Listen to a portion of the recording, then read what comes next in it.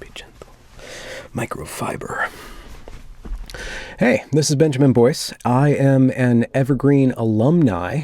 Actually, I graduated a couple weeks after the protests occurred, and I was there while they were happening, and I was subjected to some of the backwash or riptide of it while I was still a student. And then I started talking about what was going on there on the YouTube, and now we're 75 videos, probably more, but I've deleted some, 75 videos under this expose Evergreen. Well, I need to check in and just do an update on 3 news items that 2 of which people have been asking me to report on. One is enrollment, and then the second is this protest that happened in Washington about a year ago during a 3-day field trip, which involved state resources to truck the students up there. But to kick it all off, yesterday, Return to Evergreen posted on Facebook, Return to Evergreen is the account, what's the number 1 rule to succeed in college and life? Don't believe everything you hear. Do your own research. Well, thank you very much, Return to Evergreen. I have, and I will. Their first fact about Evergreen is our wonderful campus community reflects the diversity of our state. We are about 70% white and 30% people of color. Everyone is welcome here.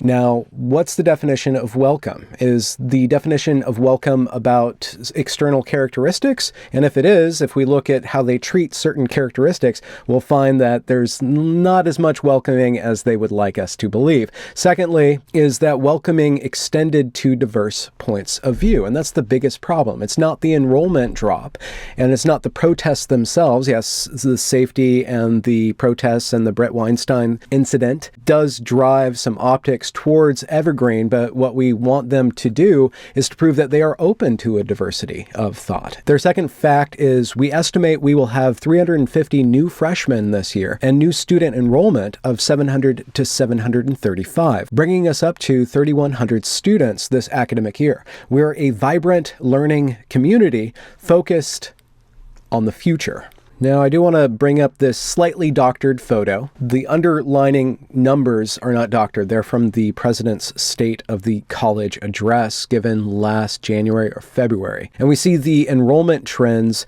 going up and peaking in 2009, 2010, slumping slightly in 2011-12. That's when the school added to its mission statement a commitment to social justice. At that point, there is a steep and steady decline, which doesn't necessarily result from the embracing of social justice. There's certainly other factors involved. But at the time that George Bridges becomes president, the enrollment, the full-time enrollment for the school has dropped about 600. Then it takes another steep drop. We have the protests, and now we're at where we are now. And this is why I think the Evergreen State College's Return to Evergreen Facebook account is posting these numbers right now. It's because Mike Peros, who's a professor at the college, who was the only professor to publicly stand up for Brett Weinstein. There was other professors that within the college were speaking on Brett's behalf or trying to tug out the nuances of his situation during the protests and even calling out the protesters. But Mike is the only one who actually stood up. He went to the legislature meeting and actually gave a statement. When social justice is institutionalized in a manner that fundamental questions about justice, equity, diversity, sustainability, etc., are discouraged, then the institution cannot be inclusive nor educational. We are left with a campus population that is incapable of self-reflection, who reinforces their own beliefs at the expense of others. Once Evergreen implicitly adopts a particular vision and value system, then it takes away freedom of thought and decision-making from individuals that are members. Mike published an article on the Heterodox Academy that came out yesterday, I believe, and he reported that this fall we expect less than 300 freshmen to attend Evergreen, a 50% drop from 2 years ago. It is the only 4-year institution in the state of Washington that has seen a decrease in applications and is currently publicly funded for 2,400 students, far greater than this year's anticipated total attending class of 2,800. Now, those numbers are speculative. The current enrollment for this coming year, we will not know. Nobody will know until the 10th day of class. That's when they make the number, because people can add and subtract and not show up or show up at the last minute. So we don't really know. The Heterodox Academy did put in an editor's note to this effect. A representative of the Evergreen State College has reached out with an update on anticipated enrollments. They expect around 350 freshmen to attend in the fall. Also, they expect 3,000 to 3,100 total full-time enrolled students in 2018 out of the 2,400 they are funded for.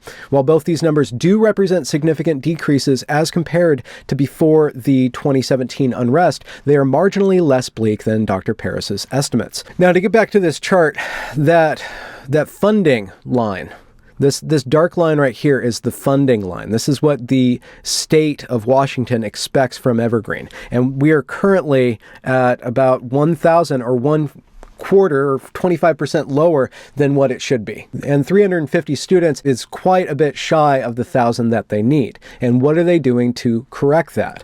Well, they're putting on a bunch of different advertising campaigns, and they're trying to get the word out in ways that I think aren't really that helpful, but that's neither here nor there. What happened with Mike's article is something that we need to, be aware of. Mike posts these numbers that are speculative. It gets picked up by Hot Air and Brett Bark and Campus Forum and all these other places start pinging it around, and then a bunch of internet commenters, they go around and they push these numbers out there, and they say, go woke, get broke, or whatever, get woke, go broke, or whatever, right? Because that is the information that you yourselves, the audience, are hungry for. So people are ready to supply you with what you're hungry for, but we all need to slow down, especially when it comes to facts. We need to slow down and then actually analyze the facts. So that's a little bit of a reprimand for our current environment of, feeding frenzy on news. So the second news item that I haven't covered because I needed more information on before I wanted to actually step out and say, oh no, there's a protest and George Bridges apologized for the protest. I don't have all the documents still, but I have enough to add to the story. This was published on September 4th. Olympia, Washington. Evergreen State College's president apologized for using tax-funded resources to transport students to a Sumas berry farm for a protest in 2017. Now, the students and the class that the students were in, they were not shipped up there specifically for the protest. As Evergreen Throwaway 1 on Reddit says, I was actually in this program during a 3-day field trip. We visited this farm during the protests taking place. Our prof said that if we wanted to picket, we could. I thought it was a terrible call given the current political realities surrounding Evergreen. We were only at the picket line for about 1 hour, and this seems totally overblown. I always thought this would blow up if presented to the public. Now, the protests themselves were about a farm worker who had died, and there was some question as to if the working conditions of the farm contributed to his death. It turned out the guy was diabetic, and the farm was not responsible. Now, the bit of information I want to add into the bundle is that there was a class during this time called Seeds for Change, Food, Culture, and Work, which had a 3-day field trip where there will be a few organized opportunities for putting our learning into action through volunteer work with local nonprofit groups focusing on food issues. This was taught by Preeta Lal, who was a brand new professor at the college. She started that quarter. I found a little bit of video on her YouTube channel that will kind of show you what she is specifically interested in teaching. Here you go. The intersectionality of oppression looks at the ways in which different categories, such as race, class, and gender, interact and intersect with each other, hence shaping people's experiences in society. Sociologist Patricia Hill Collins refers to this as an interlocking systems of oppression. The textbook that we are using this summer is called Women and Work, a Reader, edited by Paula J. Dubeck and Catherine Warman. You might wonder why we are focusing on women this summer. That is because one of the best ways to understand an area of society is to analyze it from the perspective of the marginalized groups. With all our advances in equal rights, we still live in a patriarchal society. Understanding how this type of inequality still operates allows us to understand society as a whole. And be sure to read the piece by Peggy McIntosh entitled White Privilege, Unpacking the Invisible Knapsack. as well as the article by Patricia Hill Collins entitled The Matrix of Domination. And I don't know how that brings us to this third item, but, following the advice of Evergreen State College's Return to Evergreen Facebook account, don't believe everything you hear, do your own research. Well, I've been doing research into this man, one of the top teachers of Evergreen. He teaches a lot of business and accounting programs. His name's John Baumonk. And during the protests, he was caught on film pointing a finger at his union representative, who was flailing a booklet at him. And that pointing of a finger caused him to be kicked out of the contentious room in the middle of the protests. You personally addressed and challenged me at my office door saying, why didn't we as a union protect you when we did our best to defend you and address your concerns, and yet you come to a faculty member of color and charge her for not protecting your needs. So I refuse to listen to you grandstand and co-opt this student meeting. That's what I have to say. Get out! Now, I did a video about John Baumonk, and it's in one of these corners, and I found it very interesting that Evergreen decided to investigate him. The closing remarks of this investigative report states, this investigator is troubled by the mischaracterizations of Mr. Baumonk's May 24th actions by the female attendee and male student at the Longhouse meeting. That's where John Baumonk was pointed at in the middle of a large charged room where George Bridges was acceding to as many demands of the protesters as he could, and then clapping along with everybody in the room when John Baumonk is called out for being a racist pig or whatever, right?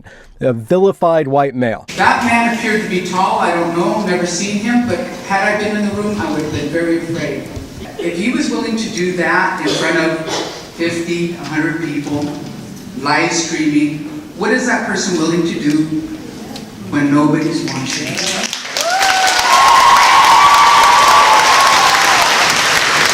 And that investigator found it troubling. Well, I found it troubling too. I found this troubling as well.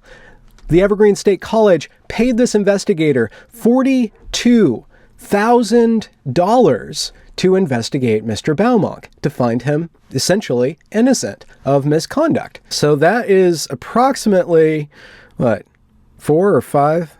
That's like 6 full-time tuitions for the year. Yeah, Evergreen's that cheap. In-state tuition, it's like $7,000 or $8,000. So let's just say that's 5 students could have gone to college for free. To be fair, the college certainly has a legal obligation to investigate charges of harassment. Absolutely, certainly. But you would think that if it wasn't in such a tizzy of accusations of one another for harassment, this would have never happened.